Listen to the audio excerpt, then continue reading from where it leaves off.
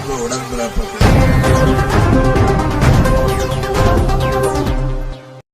திமுக இளைஞரணி தலைவர் உதயநிதி ஸ்டாலின் கைது செய்யப்பட்டதை கண்டித்து கள்ளக்குறிச்சி, உளுந்தூர்பேட்டை ஆகிய பகுதிகளில் சாலை மறியலில் ஈடுபட்ட திமுகவினர் கைது.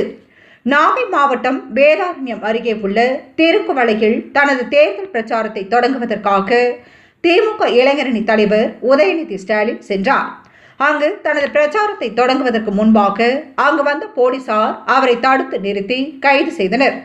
இந்த சம்பவத்தை கண்டித்தும் உதயநிதி ஸ்டாலினை உடனடியாக விடுதலை செய்ய வேண்டும் என வலியுறுத்தியும் கள்ளக்குறிச்சி மாவட்டம் உளுந்தூர்பேட்டையில் திமுகவினர் பேருந்து நிலைய பகுதியில் சாலை மறியலில் ஈடுபட்டனர்.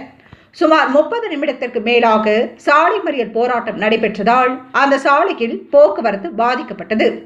இது பற்றி தகவல் அறிந்த உளுந்தூர்பேட்டை துணை காவல் கண்காணிப்பாளர் விஜயகுமார் மற்றும் போலீசார் சம்பவ இடத்திற்கு விரைந்து வந்து மறியலில் ஈடுபட்ட திமுக ஒன்றிய செயலாளர்கள் வைத்தியநாதன், முருகன், ராஜவேல், நகர செயலாளர் டேனியல் ராஜ் உட்பட 75 பேரை கைது செய்து தனியார் திருமண மண்டபத்தில் அடைத்தனர்.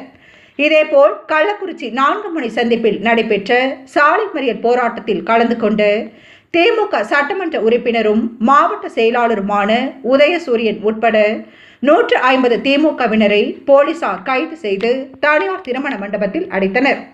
உயிரினும் மேலான அன்பு உடன்பிறப்புகள்.